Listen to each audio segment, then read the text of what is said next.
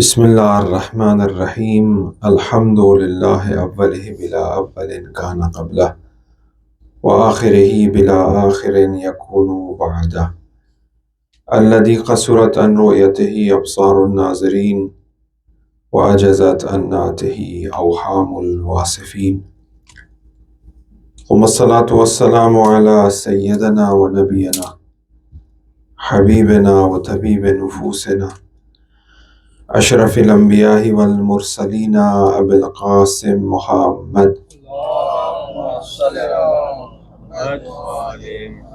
وعليه الطيبين الطاهرين المعصومين المظلومين ولعنة الدائم على أعدائهم وغاصب حقوقهم ومنكر فضائلهم ومناقبهم أجمعين من الآن إلى قيام يوم الدين.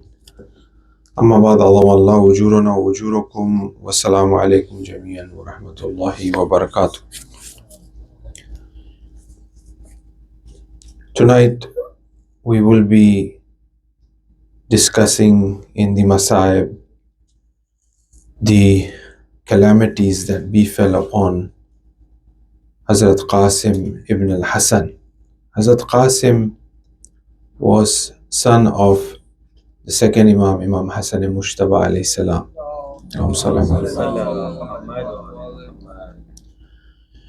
There are many reports in regards to Hazrat Qasim, and there are certain different forms of tawassulat, intercessions that are carried out through him for remembering him for the problems and hajat that people have, and which is quite renowned, not only in India or Pakistan, but even in the Arab countries as well.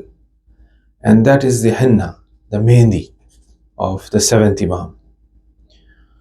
And people have even acquired religious guidance from the Maraje, such as Ayatollah Sistani as well, in this regard, that whether one can perform mehndi, one cannot perform mehndi.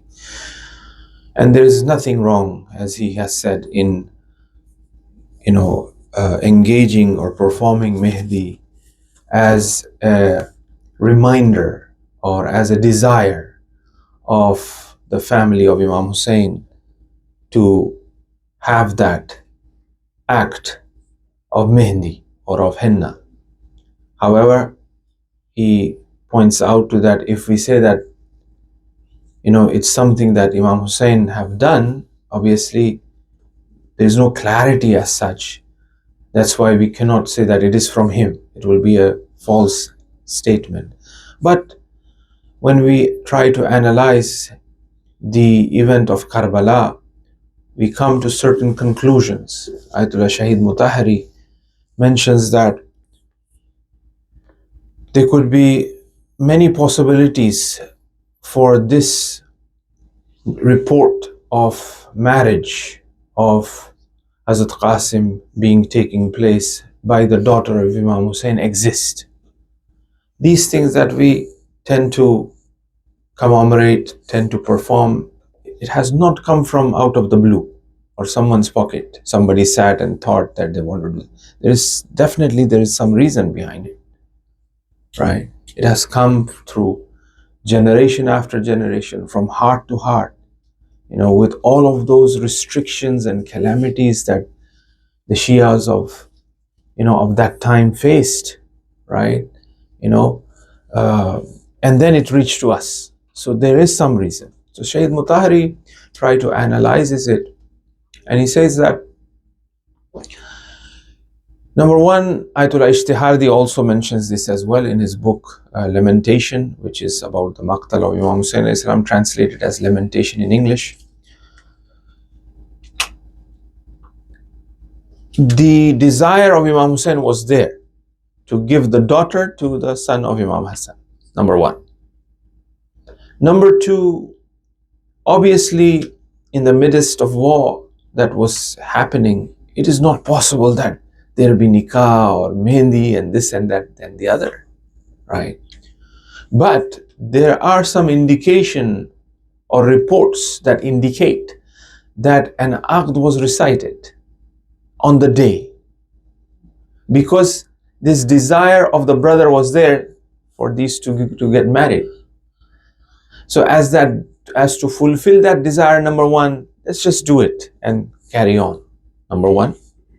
Number two, the reason is that when Imam Husayn was sending one soldier after the other to fight the enemies, Imam Husayn tried his level best to invite them towards the truth, towards the haqq. That's why he sent different soldiers at different time in different ways. So he prepared Qasim bin Hassan in a form of a groom. Maybe if he goes in that state of a groom, some enemies might have some, soft corner, and either would leave the battle, at least not be there in the battle, because many left when he said we don't want to be. But some joined Imam Husayn alayhi salam as well. So Imam Husayn's methodology in Karbala was to attract as many as people as he can till the last minute, as we've been speaking about that, right? And not just that they join Imam Husayn, but they bring out that sincerity in the best way possible. And they reach the highest level and achieve the highest level in the hereafter.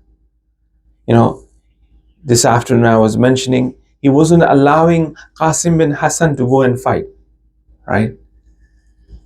And he asked him, how do you find death, right? And he says that death to me is sweeter than honey. This one sentence has been repeated over and over and over again. It has reached today. Who was responsible of bringing this sentence out from Qasim? It is Imam Husayn who orchestrated that, who delayed, who made this young lad anticipate and be in that anxious state that when am I going to go? When am I going to go? And then he asks, what is death to you? He says, sweeter than honey. That's what death is to me. And I said, okay, now, with other fighters as well, Imam Husayn delayed, Imam Husayn played different ways by which they could show their utmost sincerity in their sacrifice, and they achieve the highest level of martyrdom, and at the same time they leave behind a legacy. They leave behind an institution by which our young children takes as role model. Hazrat Qasim was 13 years old, right? So now, one reason is that Imam Husayn prepared him like a groom and sent towards the enemies, in order that some enemies will say that, oh, this is young lad, how young, how beautiful, he's just a groom now, how can we kill a person who just got married, right? So some may leave, some may join, because it's been mentioned that even till the last minute, people were either leaving, not to be involved with, not to have their hands, in the blood of Imam Husayn, or they were joining. There was a Christian doctor who was brought by the Umar Assad army to cure the wounded ones. And they say on the day of Ashura, Imam Husayn, after all were shaheed, was fighting. And this Christian doctor who was taking care of the wounded ones in the tent sees Imam Husayn alayhi salam. The curtain of the tent wasn't there, so he managed to see Imam Husayn. And then he said, they are killing this man. He runs out of the tent and he picks up the sword which was on the ground and he fights. He says, you're killing Isa Masih? And he was killed. Right? So Imam Husayn tried his level best, because Umana'ur Rahman, the Ahlul Bayt are the minarets of mercy. That's why to Shimr as well, he says, please don't kill me. Not that he wants life, because that three-headed arrow which was, hit his chest, was dipped in poison, and he pulled this arrow from behind, and he takes the blood in his palm. He knows he's going to die. But why is he asking for life? Not for himself, but for Shimr. That Shimr should be saved. That Shimr should not kill me. And this is the imtihan, that even with the enemies, that's how Ahl Bayt are. When Ibn Muljim was brought to Imam Ali, what does Imam Ali say? Give the milk to Ibn Muljim. Look how he's intimidated. No, open his, rope that you have tied him. Give him food. Take care of him. And free him. Don't carry out the hukum, the qisas, right? If I live, I will take care. If I die, it's better to leave, forgive him. But if you want to execute the Islamic ruling, he has given me one blow, give him one blow. If he lives with this one blow, leave him. If he does, that's how they were. Right? And Imam Hassan, just in the margin, Imam Hassan Mushtaba said that I carried out that. I executed that hukm Islami, that law, Islamic law. I would have let him go. I would have forgiven him. But I did not want law and order, a society without law and order. That was the purpose, right? For a purpose. So they are the minarets of mercy, right? So in order to attract that mercy, in order to protect the people from indulging in such a crime, Imam Husayn alayhi salam tried his level best. Yes, he sends Qasim bin Hassan, the son of Imam Hassan Mushtaba, the second Imam in the battlefield in this fashion, Shaheed says. The second reason could be, as the Aqd have taken place, the prisoners of war and the treatment of the prisoners of war. When you have a widow, there's a different type of treatment of prisoners of war, because they were taken prisoners. The Ali Rasul, were taken prisoners. Imagine that. Right? 60 years have only passed. They are arresting the daughter of Amirul Mu'mineen, Fatima Zahra. How can you think this is what they have done? They have arrested the daughter of Fatima, made her a prisoner of war. It's Azam al-Musiba. It's greatest of Musibat. That's why the fourth Imam says, Asham, Asham, Asham. They say, why? He says, being killed in the way of Allah, it's an honor for us. But our aunties and our mothers and our children, women being arrested and pulled in public without chadar, this is how they suffered, right? So Imam Husayn alayhi salam, one of the reasons they say that could be because of the rules that existed at that time in regards to the treatment of the prisoners of war. When they will arrest, this is a widow, or this is not a widow, for example. So calculating that as well, so the possibility when we analyze of a nikah being taking place, yes, that would be there as well. Then obviously, the other sort of henna, and these are there are certain recommendations in regards to aqd. One of them is henna. The other is walima, for example, right? These are the desires. They are recommended, as celebrations that you could. So obviously that day there's no question of celebration. So it's just in order to show our love and to fulfill that desire of the mother. This cultural mehndi or henna, that even in the Arab culture they do it, is carried out is because of that. It's a way of tawassul, it is a way of connecting to Ahl Bayt alayhimus salam. And obviously, it should be not overwhelmingly done as such, but these cultural things must be appreciated, must be carried on, must be facilitated, right? It is something that is good in a way of tawassul, inshallah. Salawat ala Muhammad wa ali Muhammad. Now we will begin our discussion in regards to the Dua Arafa of Imam Husayn alayhi salam. And Yesterday, we mentioned that after discussing the 20 attributes of actions of Allah subhanahu wa ta'ala, in which these first part of the dua ends with innaka ala kulli shay'in qadir, then Imam Husayn alayhi salam start to discuss about the creation. Very beautiful dua, and I hope, as I have recommended last night, that to just read in the translation of it, that how deep this dua Arafa of Imam Husayn alayhi salam is, because it's pointing out to his theoretical understanding of that Tawheed. And Dua Arafa actually is a dua which reflects the maximum capacity of a human soul that can comprehend and that can understand what Tawheed is.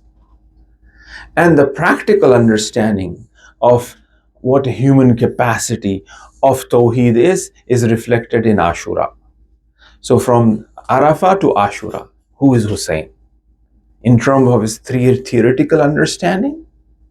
And this theoretical understanding is peculiar to Abu Abdullah Husayn, but at the same time, he has left the dua behind for us to learn, to lead our life towards that. It's not just there to be in the book, and on the day of Arafah we just recite without understanding, or we just recite as a sunnah or as something that we have to do. No. Du'as are actually methodology of reaching Allah subhanahu wa ta'ala through our theoretical understanding and also through the practical understanding. That's the reality of dua. In the month of Ramadan, when we recite, for example, Allahumma adkhil ala ahli al-qubur as-surur, Allahumma aghni kulla faqir, Allahumma ishba kulla ja'in. It's not just that we sit and say, oh Allah, let the mercy of Allah enters the grave. Oh Allah, let those people who are thirsty and hungry, they should be provided with food. We've been saying that over and over again. It doesn't make sense. It is teaching us that no, I should go and help the homeless. It teaches us that no, I should go to the graveyard and recite Fatiha. Not just I do Allahumma continuously say that. No. When I say it, I am awakened with that what I'm saying. When I say it, I'm saying, oh, okay. And how the mercy enters the graves of my marhumin? By doing khairat on their name, by going to the grave, by recitation of the Quran. These are the methods that have been taught, that this is how the mercy enters the graves of the marhumin. So I should be doing that, right? They say that, tawakkul, which we're going to discuss a little bit later on, but this hadith of Amirul Mu'mineen, that people were staying in the house and saying that, we are praying and we are worshipping Allah and we are doing tawakkul. Amirul Mu'mineen came to their house. I said, this is not what tawakkul means. Tawakkul means, the sixth Imam says, that ask for the rizq halal from Allah subhanahu wa ta'ala all the time, so that you can have tawakkul on Allah subhanahu wa ta'ala while you're performing actions to earn rizq halal. While you're performing. First is, yes, you ask for rizq halal. Then you go towards the rizq halal. And while doing so, do tawakkul. That's what tawakkul means. Tawakkul means that we tie the camel, when in another hadith has been explained, tawakkul means trusting Allah. What does trusting Allah means? Trusting Allah means that I tie the camel and then trust in Allah. Not that I let go, I don't tie the camel and I say, oh, inshallah, camel will be taken care. Camel will go, towards the she-camel, right? No, you have to tie the camel and then trust Allah that a thief will not come, a wall will not fall on the camel, something could happen. So from our side, we do everything what is possible, right? And whatever we are doing from our possibility is also from Allah. Allah have given us aql, Allah have given us hands, Allah have given us that instinct, planning, so on and so forth. And then I do this, and then after that I leave. It's not in my hand, right? If a thief comes or something happened to the camel, well, it's not in my hand. I have left that to Allah subhanahu wa ta'ala. I do that tawakkul. He will take care of it, right? So therefore, the point is that, we have to perform and do and whatever is in our capacity, and then leave the rest in the hands of Allah subhanahu wa ta'ala. So in the same way, these du'as are methodologies of our performance, how we should perform. And also at the same time, it increases our understanding. It gives us that ma'rifah and understanding of those high realities that we need to unfold, that we need to see. It's not a fantasy where the Quran says, "Aynama tuwallu fasamma wajhullah," or it's not just a poetry. शायरी नहीं है. जब अल्लाह कह रहा है तुम जिस तरफ चेहरा घुमाओगे उस तरफ मेरा चेहरा नजर आएगा, शायरी थोड़ी. It's not a poetry. It's a reality that wherever you turn, you will see my face. There's a face of Allah that you will see. Wajhullah. Right? What is that wajhullah? What is that face of Allah?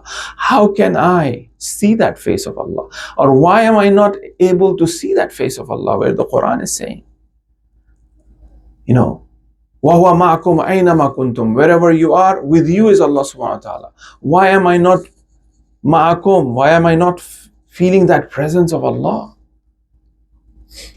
Which is making me trip, which is making me to be in the trap of shaitan. A young lad writes a letter to the third Imam. He says that, "Oh Imam, please help me that I should not commit sins." Then Imam writes him back. He says, do three things. One, go to a place where Allah is not watching and do sin. Two, when the angels wants to put you in hellfire, don't go. Right? When a person comes to that realization, right, then he is in the presence of Allah. Right? But wherever you are, Allah is there. But I am not having that presence. I'm missing out on that. And this presence goes to that level of ma ra'aytu illa jamila. I saw nothing but beauty. It goes to that level. This presence goes to the level of the fourth Imam kisses the hands of the beggar and puts the money in his hand. It goes to that level.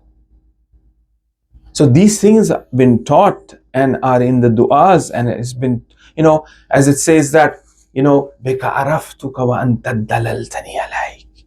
Oh Allah, I know you, araftuka, because you have showed yourself to me. I come directly to you. Allahumma arifni nafsak. Oh Allah, make me recognize your nafs. Dua, which is done in the time of ghaib, in the time of occultation, is dua of Imam Zaman. Oh Allah, make me know you. Allahumma arifni nafsak. فَإِن لَكَ إِن لَمْ تَعْرِفْنِي نَفْسَكَ لَمْ أَعْرِفْ نَبِيَّكَ. If I don't know you, then I will not know the Nabi. I will not recognize him. Oh Allah, make me understand and know the Nabi. Allahumma arifni nabiyyak. If I don't understand the Nabi, I will not understand the hujjat of yours, the Imam. And if I don't understand the hujjat, dallaltu an dini, I have gone astray. I will be lost. Right? So, bika araftuka, oh Allah, you have showed yourself to me directly.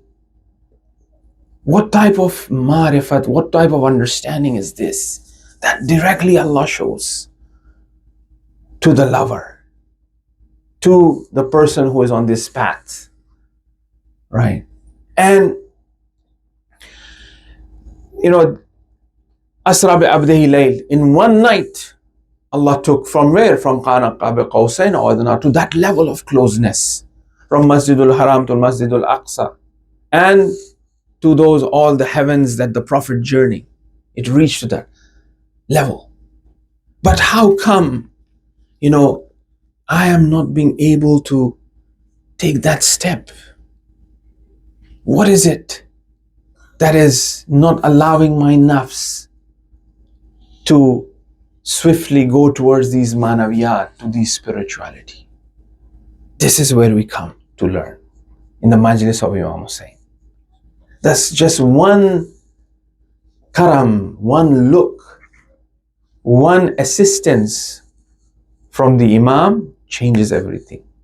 Hur, 180 degrees. How? Imam pulled.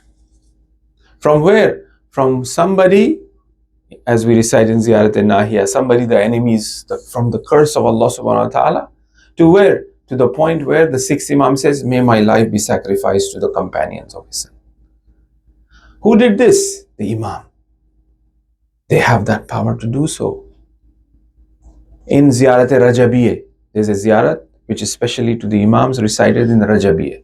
See, like I said, du'as, ziyarat, they are all ways of teaching us the maqama and the reality of Allah and of Ahl Bayt. Ziyarat al-Jami' Kabira, there's a ziyarat known as Jami' Kabira, which comes from the 10th Imam, Imam Hadi alayhi salam, salawat ala Muhammad wa alayhi. It is full of introduction of what imamat is. We just need to read the translation of it. That what is the reality and truth of who is an imam and what is imamat, what is the school of imamat. Haqq comes from you, haqq returns back to you. You know, truth and reality comes from the imams, and this truth goes back to the imam. Right? Whatever truth is returns back to you. Which echoes the hadith of the Prophet where, you know, Ali ul mal haqq wal haqqul mal Ali, and wherever Ali turns, the haqq will turn that way. Not that, you know, haqq is turning where the, you know, Ali is turning where the haqq is turning. No, where Ali turns, the haqq will turn that way. Right? This is the reality of Masumeen. In this Ziyarat al-Rajabiyya, we recite that it is, you know, the qada, and the qada is by the hands of the Imam, and he can change that. The Imam have the authority and the power to change the destiny of mine. And he did. For in the case of Hur, what was his destiny? How that destiny was changed? Who changed it? Imam Husayn changed it. So the journey is, as the fourth Imam says, that the masafa is a very long journey. However, you know, what I have with me, the tosha, what do you call, the belongings that I take on this journey to help me is very little. Qillat al-zad, as they say, min tul al-tariq. The tariqa is tul, is tabil, to reach Allah, to this manaviyat of tawheed, afal and zaat and all that, right? But why qillat al-zad, and what I have brought with me is nothing, is very little, ya Allah. The only way this can be compensated is with the love of Ahl Bayt alayhi salam, is through Ahl Bayt alayhi salam. They can change like that, right? So the Dua Arafa is teaching us these levels of Tawheed, the journey towards Tawheed, where it says, for example, that eye is a blind if that cannot see Allah. How can an eye not see Allah? Because He's so apparent, He's so obvious. But I'm stuck in this multiplicity that I'm seeing. Hazrat Yunus alayhi salam, the zikr Yunusiyya is very famous, is very powerful zikr. La ilaha illa ant, subhanaka inni kuntu minad dhalimin. Arafa, mystics, ulama, scholars, they emphasize the recitation of this zikr for end of musibat as very powerful. It should be recited. This zikr, La ilaha illa anta subhanaka inni kuntu minadh dhalimin, is one of the most powerful adhkar that is recited 100 times, 1,000 times, in sajda, not sajda, while sitting down 200 times, right? Hazrat Yunus alayhi salam, where was he? He was in the belly of the whale. There's the darkness of the clouds. There's the darkness of the waves. There's the darkness of the ocean. There's the darkness of the belly of the whale itself. After all of these layers and layers of darkness, zulumat, right? After all of this darkness, Yunus alayhi salam is there. He is uttering what? They say that, when he was in the belly of the whale, There was not even a gap for him to breathe. He was so tight. See, there's a methodology of doing dua. What is the moral and etiquettes of doing dua in the Quran? Different prophets have done dua different ways. If somebody, for example, looks at Rabbana, Rabbana hablana min azwajina, Rabbana atina fid dunya hasana, Rabbana la tuzigh qulubana. All of these Rabbanas that we have, they are all from Quran, and different prophets have recited these Rabbana. Every prophet have a different hal, different state of connecting to Allah subhanahu wa ta'ala. Every prophet, when they say something, right, in terms of the dua, in terms of their connection, points out to the understanding and ma'rifat and the position and the level the prophet is vis-a-vis Allah subhanahu wa ta'ala, right? All of the prophet, they're saying Rabbana. When you use the word Rabb, which means Lord, in terms of Lord, the one who gives that sustenance in this dunya, fid dunya wal akhirate. So there is an element of connecting Allah subhanahu wa ta'ala where one raises his hand and saying Rabbana, I'm here. But how is Yunus? He said, La ilaha illa ant. There's not even Rabbana, there's no space, there's no gap for Yunus. There's nothing. The first thing, see, La ilaha illa ant, the way he's addressing. Rabb is a sifat of Allah, right? This comprehension, Rabb, you're the Lord, you're this, right? But here, there's not even that sort of opportunity for Yunus. He says, La ilaha illa ant. He's beginning with La ilaha illa ant. Inni kuntu minad dhalimin. So this shows that, Hazrat Yunus alayhi salam is at a level where there are so many of veils, darknesses. Although he's a masoom, but we are trying to analyze that, right? Which we spoke about him being masoom, Ahl Bayt and the prophets being masoom. And then that release comes. But what do we need for that zikr Yunusiya to be successful? You need the halat Yunusi.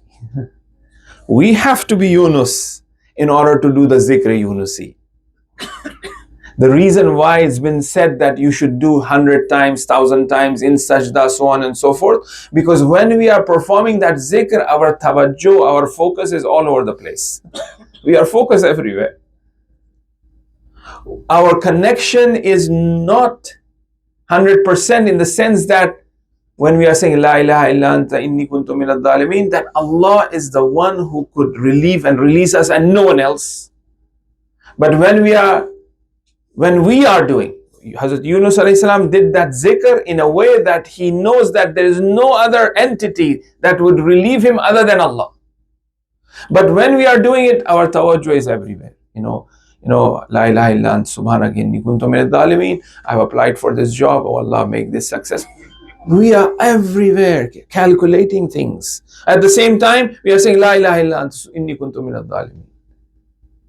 We are lost looking at the mirror rather than looking at the reflection of Allah subhanahu wa ta'ala in the mirror. When you go to buy a mirror, you look at the mirror itself. You will not look at your own face because you are trying to buy the mirror. And this is how we are in this dunya. We are lost in looking at the beauty or different things that are out there. Today, Wali took me, thanks a lot, for a hike, and we went and we're just discussing things on the way. Look at the beauty of the ocean. Look at the beautiful mountains. Look at the animals. Look at the life in the sea. So many different multifaceted, beautiful reality that Allah is showing us. So I was telling him that, when a carpenter, he wants to make a door. He brings the wood, he cuts, and and there's this, what do you call, leftover from the door, right? Chips and, this and that and the other. We get lost in this chips and this and that and the other, leftover, which the carpenter wants to make. The purpose of the carpenter is the door. not this leftover things. The purpose of the carpenter is that he wants us to reach that qurb ilahi, that nearness. That is beautiful. We get stuck in these sort of, oh, this beauty, this place or this mountain or that mountain. There's nothing wrong, siru fil arz, but at the same time reflect that all of this creation which have become beautiful is the leftover. Is the leftover for what? For us, that we should really reach that insaniyat, that humanity, that qurb, that nearness to Allah subhanahu wa ta'ala. Is a leftover from what? From those who have reached that kamal and perfection. Right? Awwalu ma khalaqallahi nuri. The first thing God created is that Muhammadan light. And everything is created from this Muhammadan light. So the true reality is that Muhammadan light, not what has been created from there. We are stuck in that what it has been created from there rather than focusing on that Muhammadan light. Right? That is the reality. So here Hazrat Yunus alayhi salam, vis-a-vis us, in comparison to us, we are stuck with all of these other things that may be the source of our aid and help, and Allah have placed it that way, right? But we are missing the true reality, the true fa'il, the true actor here. We are just stuck with other things. That's the way to connect to Allah. That Allah, there's La ilaha illa ant inni kuntu minaz zalimin. That tawheed should come about. Where Imam Husayn alayhi salam is pointing out to that tawheed in Dua Arafa. Theoretically and practically is pointing out to that tawheed. Radan biqadahi wa tasliman li amrin. Ma ra'aytu illa jamila. That's the tawheed, practically speaking. Right? So that's the tawheed. Hazrat Ibrahim, as we said, tossed. And he's in the air, about to land in the fire. Jibreel comes and says, oh Ibrahim, you need any help? It's Jibreel, huh? It's an archangel. And to take help from angels, obviously, فَالْمُدَبِّرَاتِ amra, as the Quran says, the umur is taken care by the angels. But what did Ibrahim say? Ibrahim said, oh Jibreel, with you, from you? No. From Allah. That tawheed. That sort of tawheed is needed. That's why, right, he's been appointed as the Imam. إِذِ ابْتَلَى إِبْرَاهِيمُ بِكَلِمَاتٍ فَأَتِمَّهُنْ. Ibrahim was tested with different tests.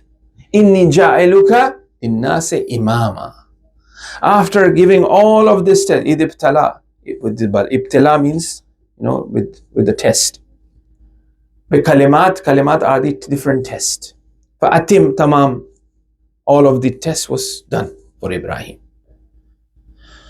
And Ibrahim was given the position of that imamat after passing all the tests. Because he has reached to that vision of Tawheed, which human beings, which insan must actually reach. And then after that, Ibrahim was given that maqam of imamat. That position. That is an imam who have reached that maqam of that tawheed. What was the last test of Ibrahim? The last test of Ibrahim was taking Ismail for the sacrifice, right? And look at Husayn. That's how the sacrifice is changed with Zabi Azim. That is why we Shia says that the maqam of the imams are higher than the prophets. They are higher than the prophets because imamat is a higher station. Because Hazrat Ibrahim is already Ulul Azam prophet. He's prophet already, isn't he? And then after he passed the daraja of imamat, Allah is saying, okay, you have passed the exam, now I will make you an imam. Right? So the maqam of imamat is higher. Our prophet was the prophet and also he was the imam. He was the imam of the imams. Right? In reality, in terms of that, it's the phenomena.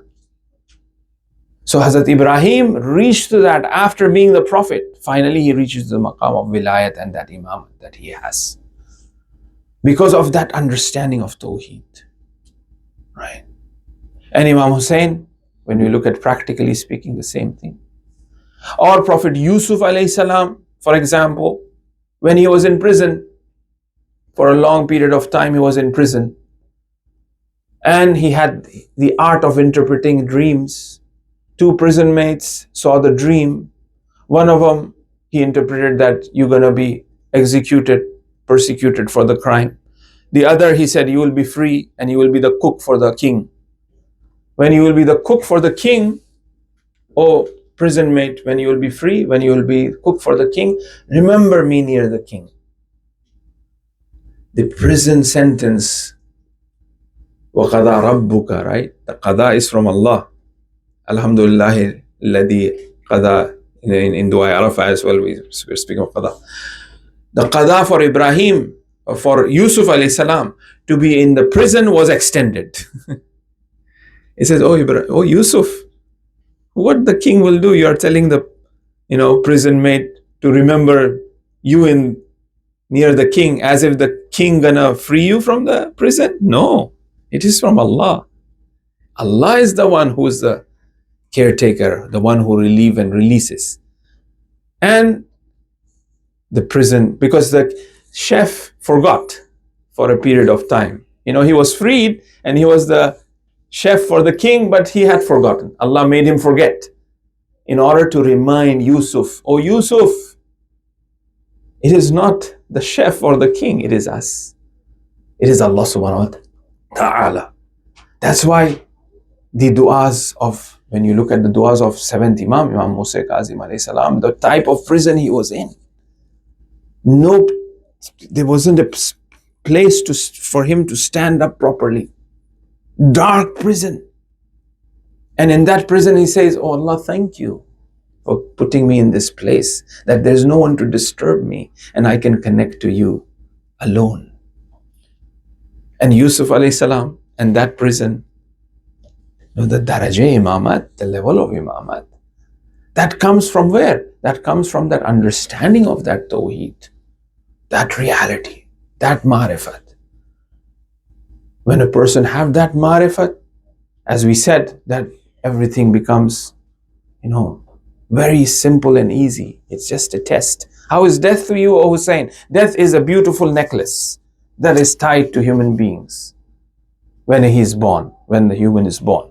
How is death to you, O Ali? Death to me is much, wanting and desiring than the baby who wants the breast of the mother to live, to feed, to drink.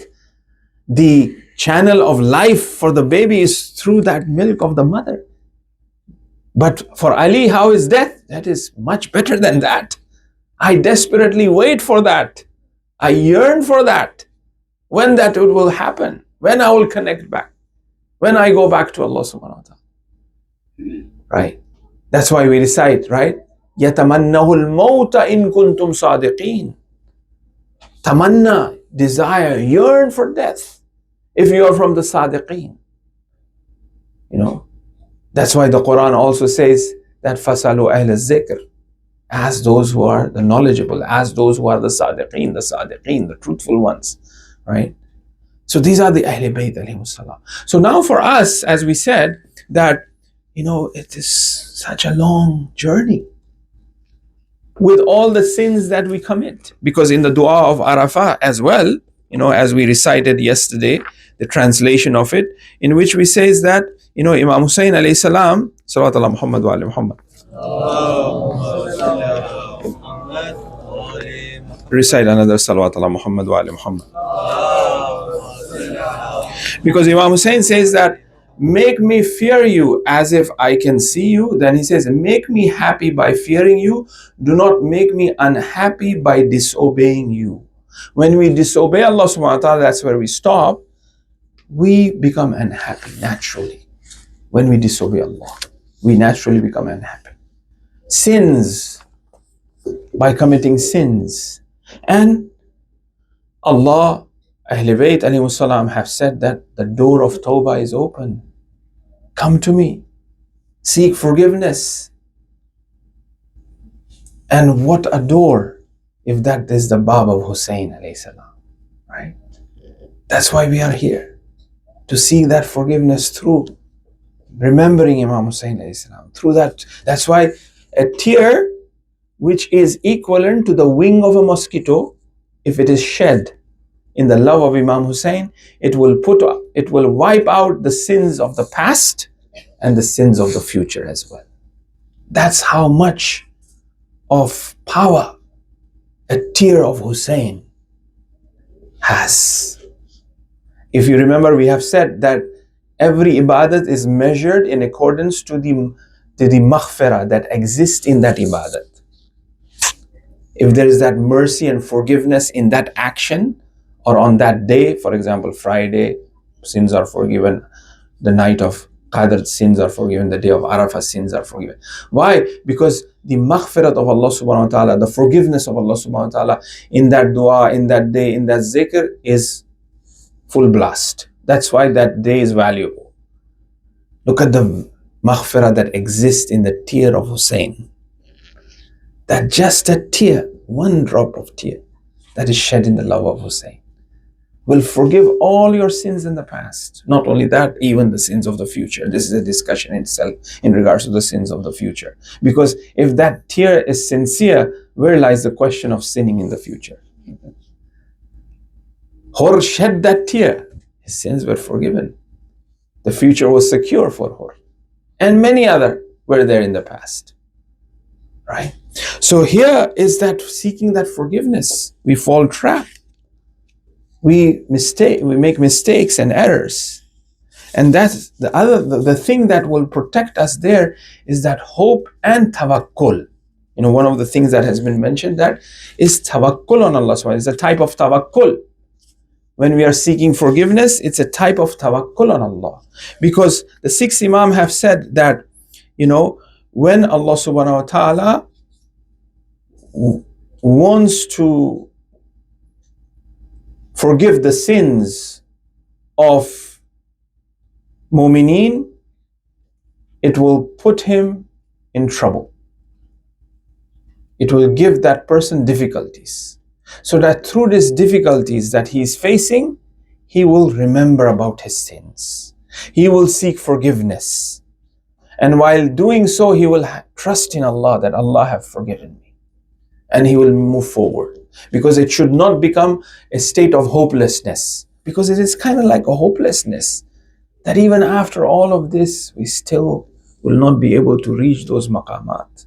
Those levels, those beauties that are there. That ma'rifat that I can understand. How is that possible?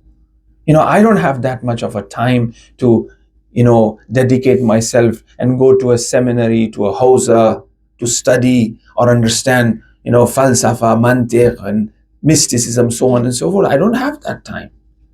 But I love to understand these levels of tawheed. If I seek forgiveness, if I am sincere, naturally I will be taught. Naturally my heart will be expanded. And many of us here know that. When we recite Dua Kumail or when we recite Joshan-e-Kabir, we don't understand Arabic. But still we are moved by what is in there in the du'as. Still we are moved by doing the ziyarat of Abu Abdullah al-Husayn. That love comes about. That marifat comes about. Without going through all of that sort of, journeying of knowing philosophy, so on and so forth. Where does it come from? It is because of our sincerity. Allah is opening our heart to understand Him. Just by reading it. Sometimes even in Arabic we read and we come onto the same conclusion that some great scholar have written a commentary on it. So that seeking forgiveness is very important. And Allah puts us in this trials and tribulation to remind us, as there is a hadith says that a mu'min will remember a sin that he has committed 20 years ago and seek forgiveness for that, but a kafir will commit a sin and will forget. Because Allah wants that moment to come near. And all of these stories of the prophets, such as Yunus, as we spoke about, La ilaha illa anta subhanaka inni, they are seeking that forgiveness to reach that maqam of that tawheed, of understanding of that tawheed. And they do tawakkul on Allah subhanahu wa ta'ala for doing so. In another dua, as we said that when we put two duas together, the other beautiful thing that is in Munajat-e-Shabaniyah, which has been put there, is that we recite that Oh Allah, I have no strength by which I could rid myself of the acts of disobedience. Ilahi lam yakun li hawlun fantaqila bihi an masiyatik. I cannot do intiqal, I cannot transfer from doing sins. Illa, except that, illa fi waqtin aykhastani li muhabbatik. Unless or until you awaken that muhabbat, that love that I have for you, then I will not. If we create that love of Allah subhanahu wa ta'ala, and Dua Arafa is teaching that, to create that love by pointing out to the intricacies that how I was in the belly of the mother, how if people in town would have known what type of sinner I am, they would have thrown me out, but because of your mercy and because of your sattariyat, that you have given me that honor. You have put that veil in front of the eyes of the people, that they don't recognize me, right? So therefore, that muhabbat, that love should be awakened in us of Allah subhanahu wa ta'ala. Another way of protecting oneself from that sin. That yearning, that desire, that love. That's why the fourth Imam says that Allah have created the creation and He has placed the creation on the path of love. The creation is on the path of love. The sixth Imam says, Halid din illa al-hub, is religion other than love? Right? Love is the swiftest vehicle to reach Allah subhanahu wa ta'ala.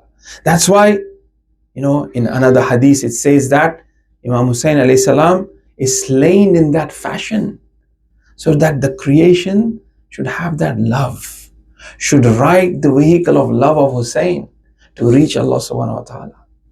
Right? What will happen if that love comes about? فَمَنْ عَمَلَ بِالرِّضَى أُلْزِمَهُ ثَلَاثَ قِسَالٍ.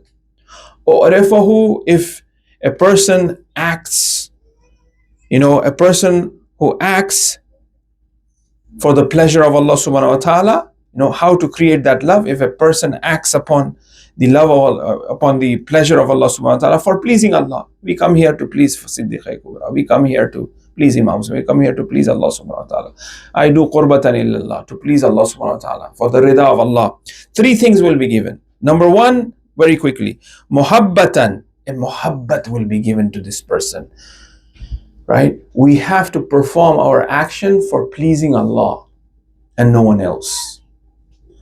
Muhabbat will be given to this person. What type of muhabbat? Muhabbatan la yu'thiru ala muhabbati hubbal makhluqeen. A type of muhabbat that any other muhabbat will not have an effect on this muhabbat that he has for Allah subhanahu wa ta'ala.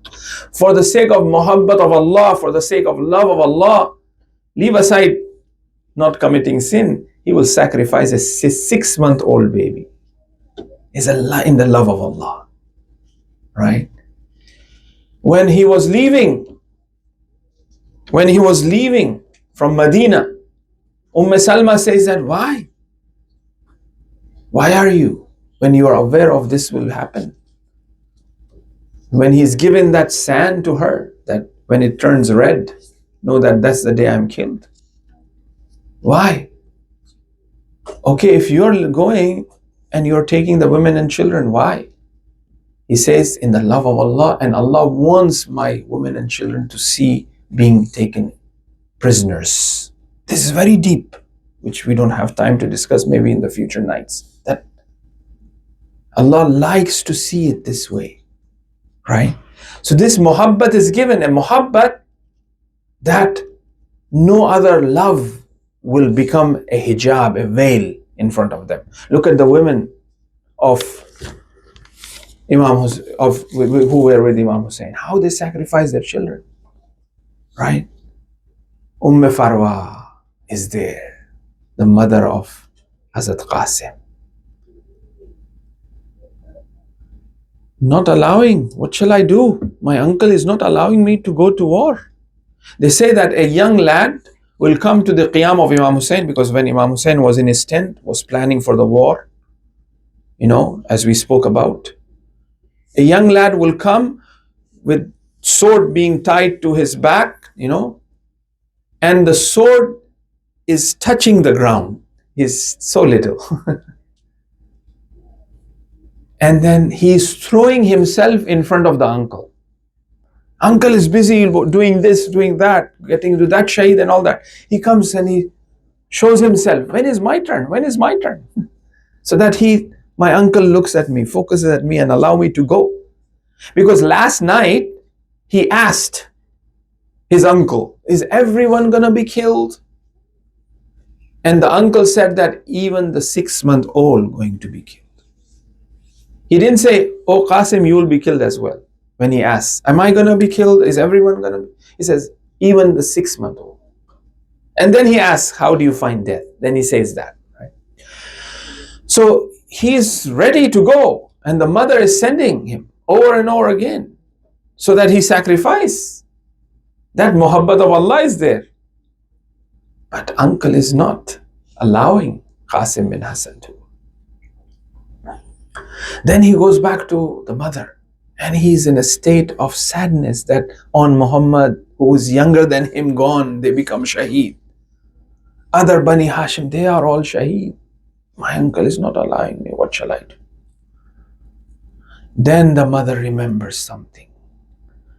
And that was that the father have said, when, O son Qasim, you get in the most difficult in your life, in the most difficult task, when you get, open the hirz.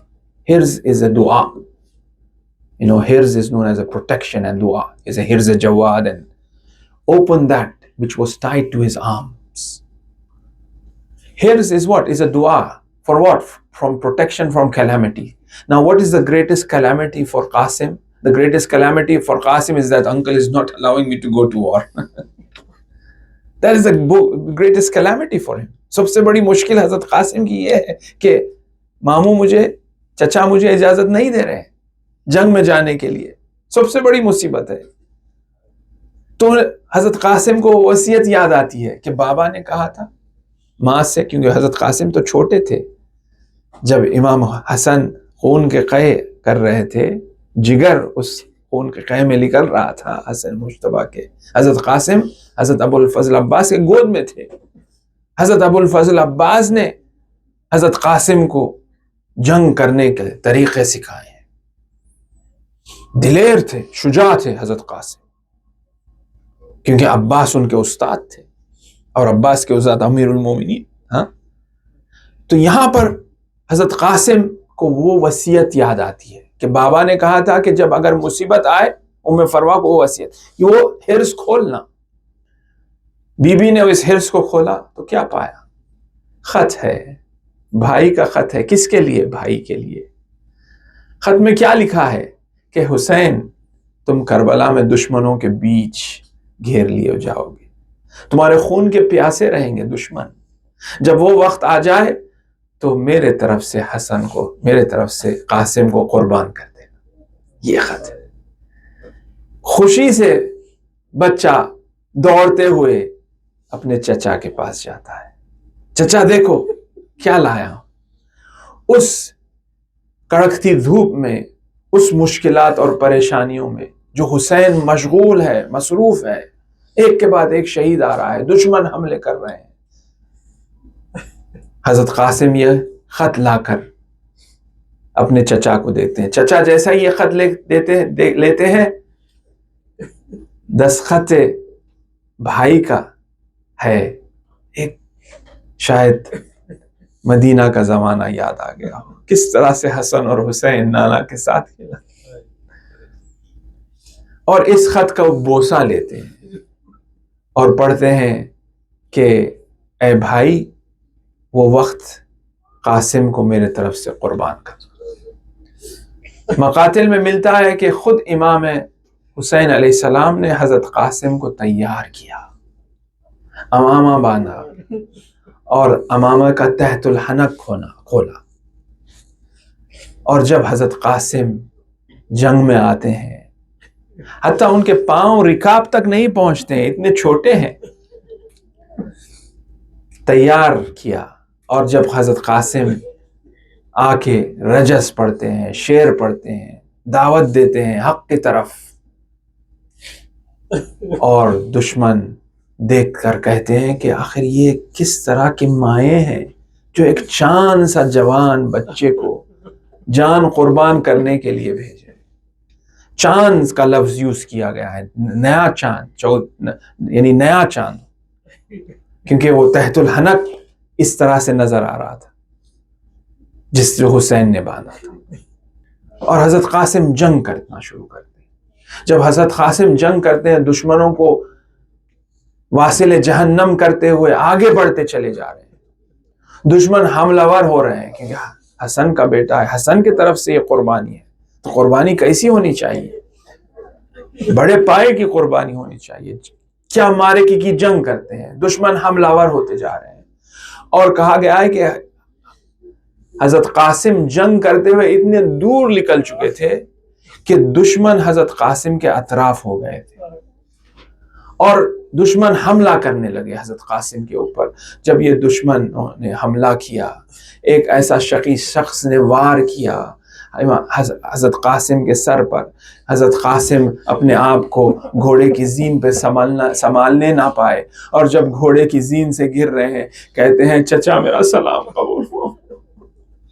جب یہ صدا امام حسین تک پہنچی، مقاتل میں اس قسم کی تشبیہ 2 دفعہ کی گئی ہے. کہا گیا ہے کہ حسین اس طرح سے، جس طرح سے عقاب شکار کی طرف جاتی ہے، اس طرف سے حسین نکلے ہیں حضرت قاسم کی مدد کے لیے. ایک حضرت اکبر کے حوالے سے کہا گیا ہے اور ایک حضرت قاسم کے حوالے سے کہا گیا ہے.